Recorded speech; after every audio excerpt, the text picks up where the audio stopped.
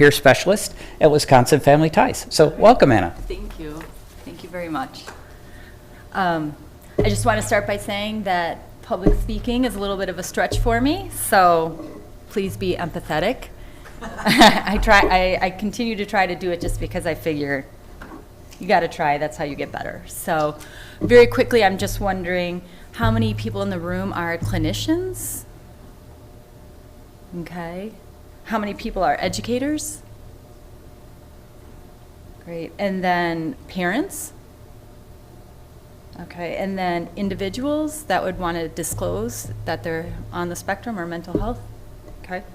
Excellent. Okay. So I was hoping we'd have like a wide range of people, and I'm sure overall the different venues, this is probably similar. Basically, what I want to talk about today is really to address some of the challenges that families face working with different providers and in the community.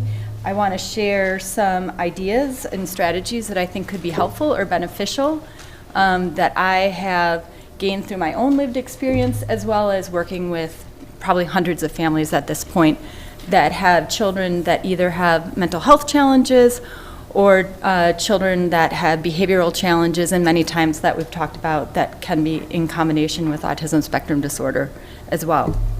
And then also to talk a little bit about parent peer support and the benefits of parent peer support, because I do think similar to peer support, it's an area that's just becoming more recognized and being more validated within the service provider community. So those are kind of the goals for me. So just basically to talk a little bit about myself, my journey really started from, I was a stay-at-home mom. I used to be an elementary educator, and then I had 3 children quite rapidly. I had a 1-year-old and then also was expecting twins. And during that time it was a pretty high-risk pregnancy, so it was a little bit traumatic having a 1-year-old and being on bed rest. And so, you know, the day came, my twins were a couple of months early, spent a little over a month in the NICU, had some complications, and then they finally came home, and so I had my 3 kids under 2.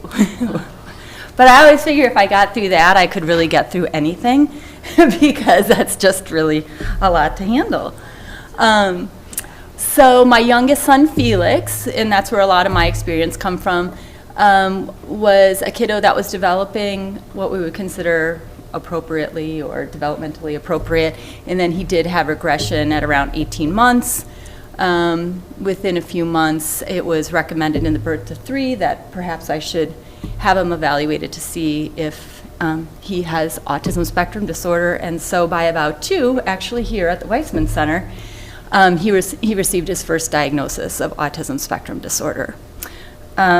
I can say at that experience, it was really a life-changing moment for me. And I think unfortunately, for me and my son, that was a time that I was by myself. And I think that's pretty similar for a lot of our families. You end up in situations where you hear really dramatic and significant information and you feel very much alone.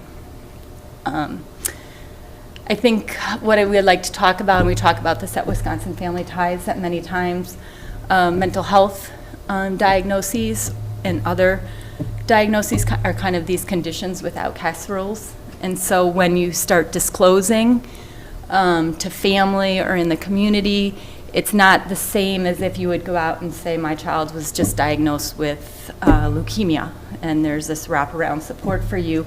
A lot of times there's almost a step back, oh my gosh, okay, I need to go, because people aren't sure how to react. And so for me, and like many other families, this leads to a lot of isolation.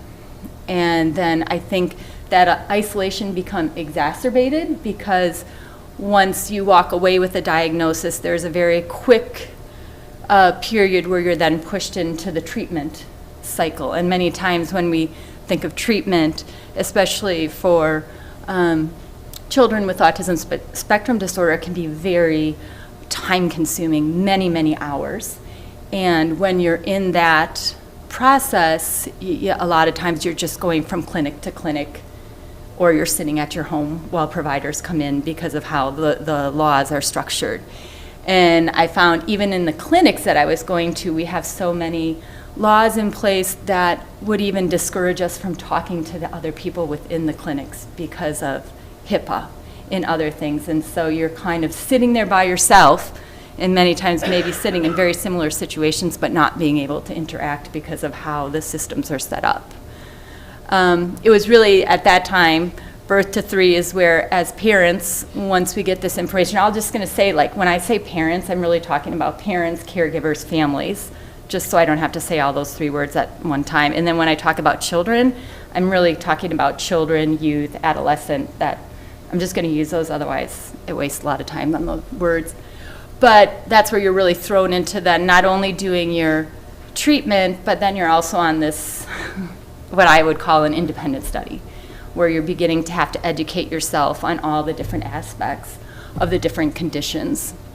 And then as you phase out of that, then you're thrust from the medical system into the school system, which comes with an entirely different language, processes, providers, you name it. So it's really this thing where we're continually having to re-educate ourselves around different things as our children grow older. And so, but really through that, you know, I'm extremely privileged. I have a spouse, I'm middle class, I'm white, I live in Madison. That even coming to the table with all those privileges, it was overwhelming for me. And so I wanted to use my experience to start helping other families, which led me to Wisconsin Family Ties as a parent peer specialist, because then I could begin to reach out and work with other families and support them to make sure that their children were getting their needs met to the best of our abilities. So basically around parent peer support, I just want to talk briefly about that. What do we do? What do I do as a parent peer specialist? Well, pretty much a lot, or anything, really. We really do what families need in the time that they're in. So sometimes we're doing crisis work. Sometimes we might be doing systems navigation, whether that's working with social services, whether that's working with medical providers, whether it's working with school staff, to help families understand the systems that they're in and be able to access the services they need. We provide a lot of emotional support. It's really a space for families to come and share their stories, and it's a time for them to talk about what they're going through, and we're there not to judge anybody. We're not there to fix anybody. We're just there to listen to them and empathize and be with them, sometimes in places that can be pretty dark. And then we're definitely there to empower families through skill building. So really trying to teach families what are different things that you can use that can leverage the skills that you bring to the table, and then also increase your voice and be a better advocate for getting what your children need when working with different systems. So I want to talk briefly about the challenges that some of our families face and many of our families face. And I think the biggest one I already talked a little bit about when I talked about my own experience is that a lot of our families feel very isolated and lack meaningful connections within the community and sometimes even within their own families. And I think this challenge is really driven because a lot of children with ASD and other mental health challenges may react to things in a very unexpected way. So people might not feel that it's appropriate to be doing a certain thing in a certain setting. And so what a lot of families choose to do is just pull themselves out of that for fear of judgment about them or their children. And this also becomes a thing that many times families are just plain out asked to leave because of behaviors that might be displayed by their children. I think a place where this comes up a lot for families is in the school setting. For a lot of our children, school is one of the few places where they're still accepted and they're required to be. And so there can be a lot of conflict because the children need to be there by law. And so I find that to be a place where I experience a lot of conflict between parents and school staff. I would say another thing is the stigma that's associated with having a child with mental health or behavioral needs. And we definitely have seen this play out at a national level amongst our leaders, and how they talk about mental health and really how they scapegoat individuals with mental health needs or behavioral differences when things come up in the media. And so that's very challenging. We see it in the language that we talk about people, whether we talk about people being crazy, a nutcase, a schizo. A lot of kids might be referred to with the R word, that these are still things that are very much out there, that it makes it difficult for families to come forward and then share what might be going on with them for fear that they too, or their children will then be stigmatized. I mean, I can think of a family that I just recently was working with that they had different learning needs, but they were demanding that their child not be in a class that was supported with special ed teachers, because they said, if I do that to my kid, he will be bullied and alienated by his peers. And it was really, I understood her concerns. That was a really hard choice to make. I think there are other barriers. I think there are barriers that we all face in the community, whether it's access to employment, housing, transportation, time, money, financial resources. But I think all of these challenges are amplified when you have a child with autism or mental health challenges. And when you combine them, I think that increases it, and it makes it very, very difficult for families to do things that some folks would see as, what's the problem? It's no big deal. Why can't you get your kid to therapy 2 times a week? Or, why do you keep missing appointments? I would also say with that, a barrier that we don't talk much about, and it kind of goes back to the stigma, is many times children and youth that have mental health challenges or autism spectrum also have parents that may have similar mental health challenges. I myself have an anxiety disorder, and that can impact what I might be available to do on any given day. And so I think that is something that we also have to take into account. Oops. I think other challenges are that many families and children have experienced failures due to broken systems, which lead to mistrust. I can speak to this personally, and I can speak to it through my families, where families will be given options for different support, and then when they call, oh, sorry, you don't meet the eligibility criteria. Oh, yeah, we'll have that, but it's going to be a 2-year wait list. There's different excuses that come up, or not excuses, but reasons why they can't access that. And so people do get mistrustful of whether things are going to work. There's also issues too around sharing information and disclosing information that could then come back and be detrimental to your child and your family because of some of the policies that we have in place. So I also think in the school setting where I see this a lot is around seclusion and restraint. A lot of our kids with behavioral challenges are disproportionately exposed to seclusion and restraint, and so really you have not only the children that are traumatized, but you have families that are traumatized because they're having to deal with knowing that their child is going through that. And I think it becomes even more difficult too. I can think with my son, who doesn't use words to communicate, that when he comes home he can't even talk about what that experience was like for him, and so it can be a challenge. I also think families face assumptions that may be inaccurate, and many times are inaccurate. One assumption I hear a lot is, oh, they're just acting that way and doing that because of all the problems at home.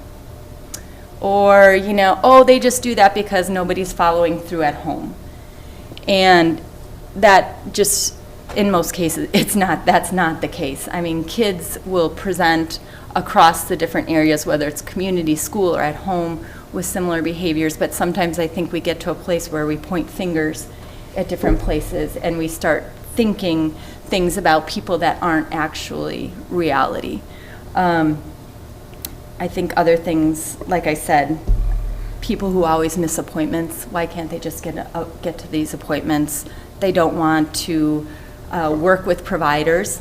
Maybe that's the case, or maybe it's that the family wasn't really brought into the discussion to begin with, and they don't really feel like those are supports that would be helpful for their child. And maybe the child doesn't want to engage with those things. And so there could be different reasons. So I always think people need to check their assumptions with the families and ask questions.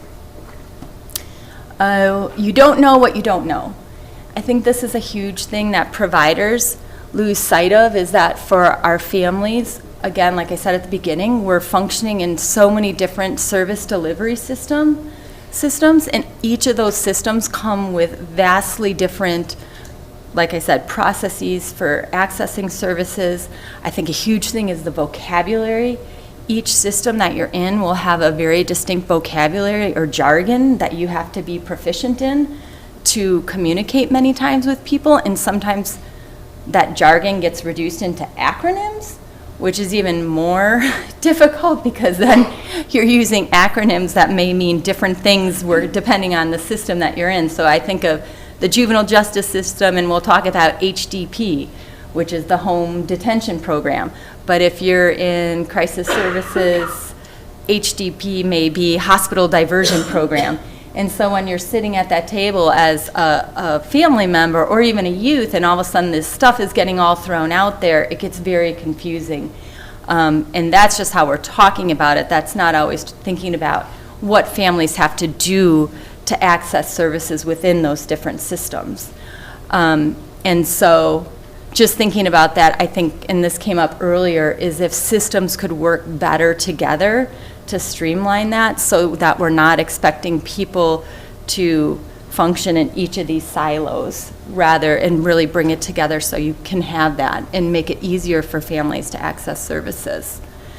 And I would say a lot of times families are really exhausted and traumatized by a variety of different things, like I kind of talked about what might be happening to their child in different places, whether that might be school, and sometimes that might even be with treatment. That can be difficult. And most of our families are providing care for children on top of doing all the other things that are expected of you, like taking care of a household, having employment, many times taking care of other children, and many times those other children might also have other challenges themselves. And so we always have to be mindful of what expectations we're putting on families and if they're actually doable. So those are some of the challenges. I want to talk a little bit about what we can do to help families. I think first and foremost, this has come up a number of times, is to build those meaningful relationships with the families and meet them where they're at.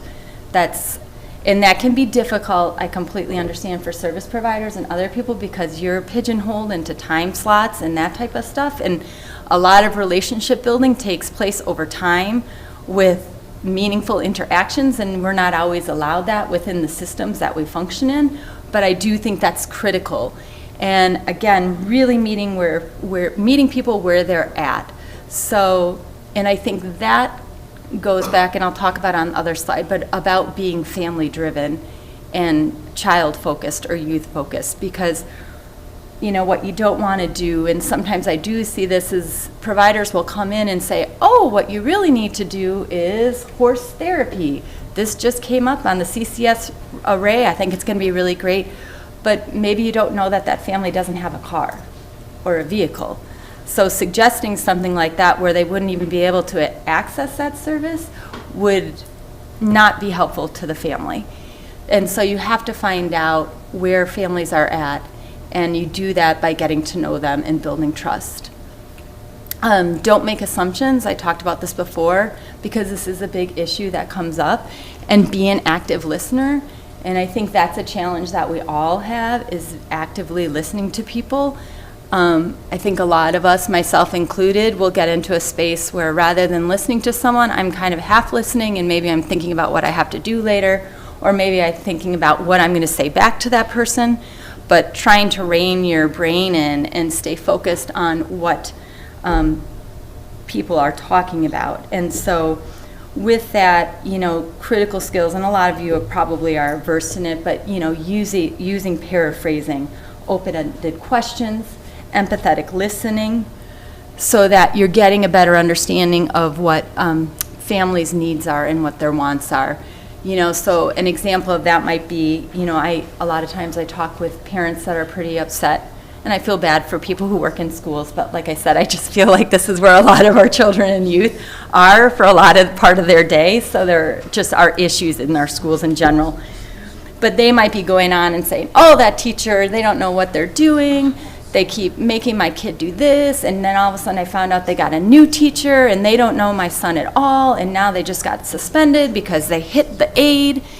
And so they might be going on and sharing this, and something I might say to them is, it sounds like you've been having to deal with a lot of changes at school, which can be challenging. I can see you're really frustrated.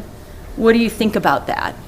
And at that point, I can kind of say back what they've told me and then kind of test what I think might be going on. And that parent may very well be like, oh, no, I'm not frustrated at all. Like, I'm just heartbroken. And I'm confused, so checking to make sure you know what the issues are and how you can help them. I can't say enough to, when we're being an active listener, to do the tell me more about the situation, and making sure that you really are there and present. I think another thing that what we can do to help, but it's really difficult for what I consider service providers, is change the power differential in the room, and provide oversight. Many times the structures are built upon, and I can say this, whether it's CCS, CLTS, schools, medical places, many times it will be one parent and then 6 to 12 providers in one room.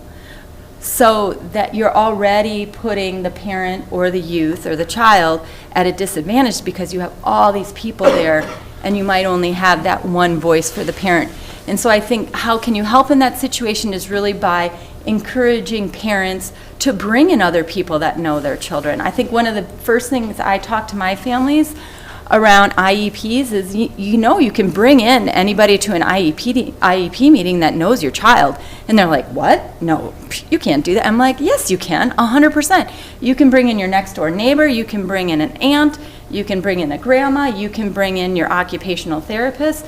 You want those people in the room because you're really, like I said, you're not coming at it as it's just me in this room with all these other people. You kind of have these equal balanced teams. And I'm not saying it's us versus them, but there's a little bit of, you want people who know your child in different realms outside of school. And you also want people that can support your voice and who know you to get you more engaged in the process. And I would say 100% it does provide oversight. Having more eyes on a situation not only brings up more solutions, but there's also more oversight and accountability for things that are discussed. So really encouraging families to bring more people into the situation.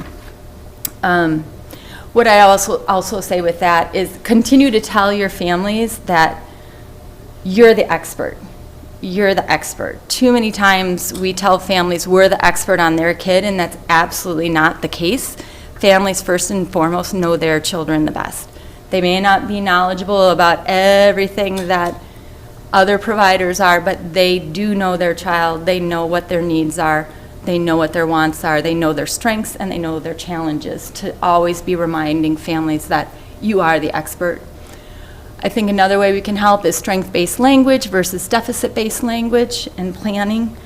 I really like using positive student profiles at school. I also just really talking about and using language that's not so deficit-based. We use that a lot. And so examples of that would be normal, we would use normal or abnormal. Well, I think a better way would be we could talk about like normal behaviors versus abnormal, or we can reframe it as expected behaviors versus unexpected behaviors in a situation. Manipulative, that's a big one that comes up.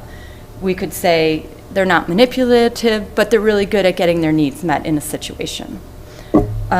Aggressive, I hear that a lot.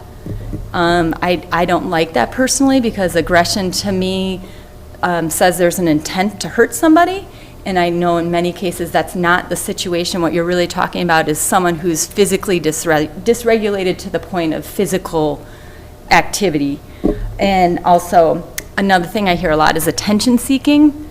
That's not really the case. I think attention seeking is really more somebody who's seeking connections with others, but might have lagging social skills. So I think there are different ways that you can look at behaviors and reframe it so that we're not using such deficit-based language that's also really heavy on assumption, especially assumptions that may be incorrect. Keep the family, child, youth at the center of all planning.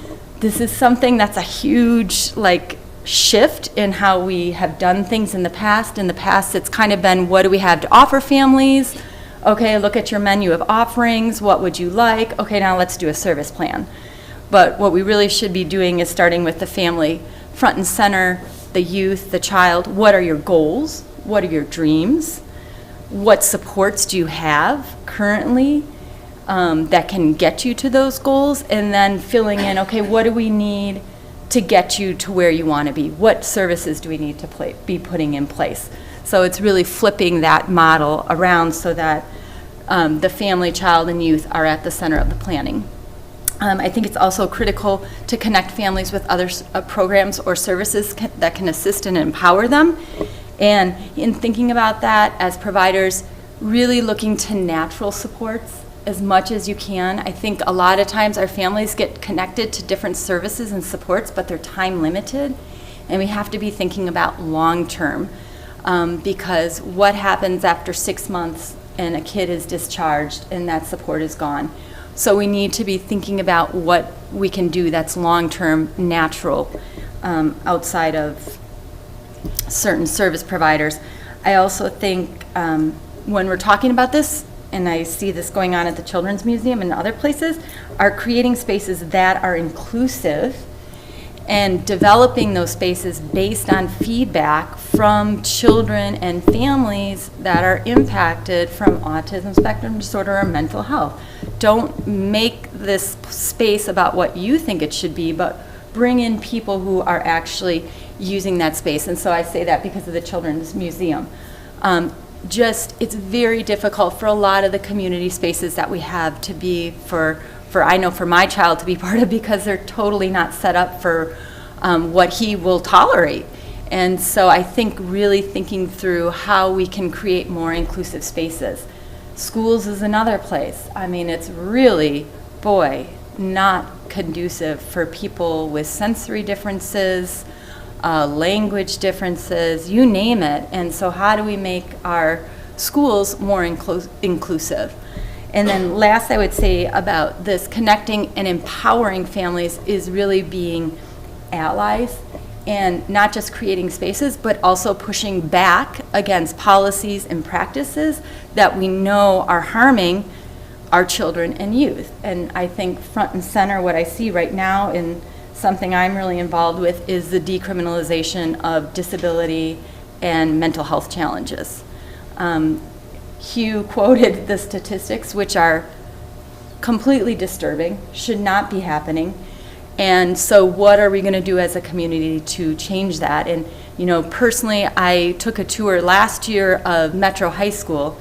And so in Metro High School is the high school where youth that are incarcerated attend in the Dane County building, Dane County Jail. And one thing that they shared while they were on the tour is that they were had just developed, and they were really proud of this, and they were really proud about how they were talking about how they just created their first sensory room, because they were having all these individuals that were having sensory processing issues.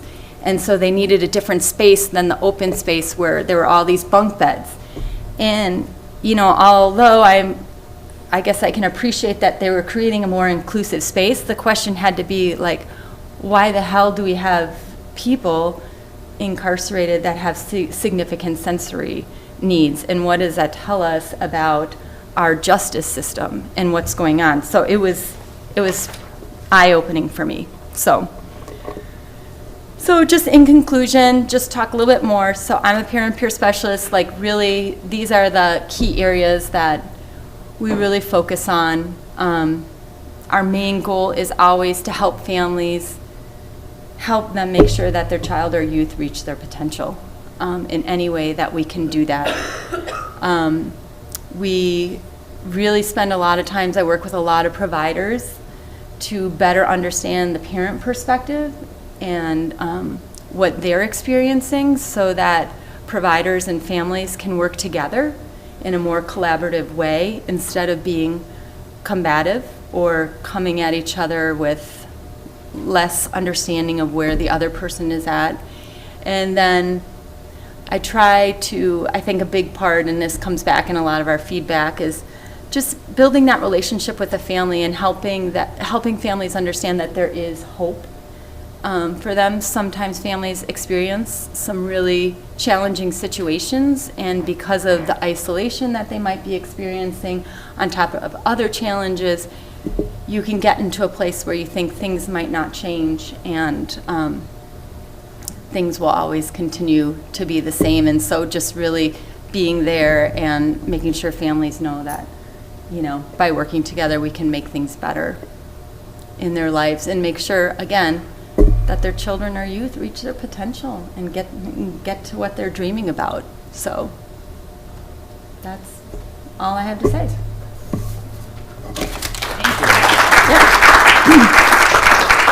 Before you leave the microphone, Yes. one of the questions that I would have is, okay, now you've talked about how you're supporting these parents and that Family Ties has other parent peer specialists that you have trained to help support the parents. If somebody's listening and is sitting there going, wow, I would really like to talk to one of those people because I just don't know what's going on and I don't know what to do next, how would they get in touch with a parent peer specialist? Hugh, do you want to answer this? I mean, my short answer would go to our intake line and go visit our website. Go Google Wisconsin Family Ties. I would say our intake coordinator, our connection coordinator, is embedded on one of the tabs. Yes. I don't know which one though offhand. And the phone number, there's a toll-free number, 800-422-7245, I think. I am so not going to be able to remember that to repeat it, Hugh. There was too many pauses in there. It's an 800 number, but there is a website if you Google Yes. Wisconsin Family Ties. You have a direct line. We know you have a bat phone that you just pick up and you call. But so parents and families can contact Wisconsin Family Ties and see if there's a parent peer specialist who's going to be able to help them. And I know that you just relaunched your website within this past year, and there's a lot of new stuff and good stuff going on there. So I would encourage visiting that website, finding the 800 number, reaching out for that help. They are there to support families. So I would encourage. Do you want my question? Yeah, I would love your question. Please. I thought, Come back over this way. what is something that you could take away and utilize in your job or your life from the discussion? Excellent. So good wrap-up question. What is it that you can take away to your life or your job based on today's presentation? That's a wonderful wrap-up question. Also, before we break for the final time today, wanted to again extend thanks to our awesome site hosts who put a lot of work into putting this day on, the planning team, the support from the Weisman Center and University Center for Excellence in Developmental Disabilities and the LEND program. And to let you know that by virtue of attending here, you have now been placed on the listserv for the Community Practice on Autism Spectrum Disorders and Developmental Disabilities. You can unsubscribe at any time. It is through a function called WISC List through the University of Wisconsin. Every time I get a notice from somebody, there's always that click to unsubscribe. But I wanted to preview that coming up in April will be our next large group gathering. It's going to be in the Green Bay area, and it is being planned with Matthew and Mitchell Labarge from Speaking About Autism, LLC. They have been responsible for finding venues, providing the content. It's been fantastic working with them. They have been participants in the community of practice for the past few years, and we are excited that they are stepping forward and planning an event for the community. So really excited to invite you all to the Green Bay area this spring. We'll try to get you advance notice so that you can plan your sick days accordingly. So I would like to again thank all of our speakers. Fantastic job, fantastic information.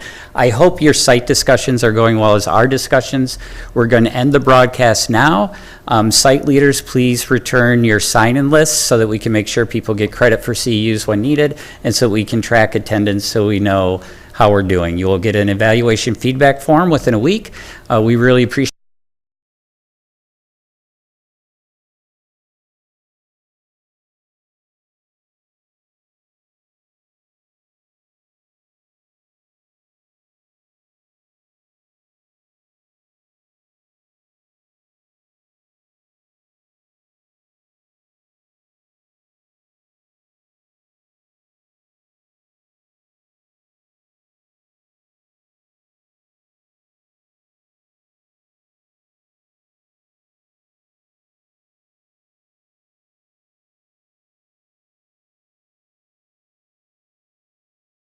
very much.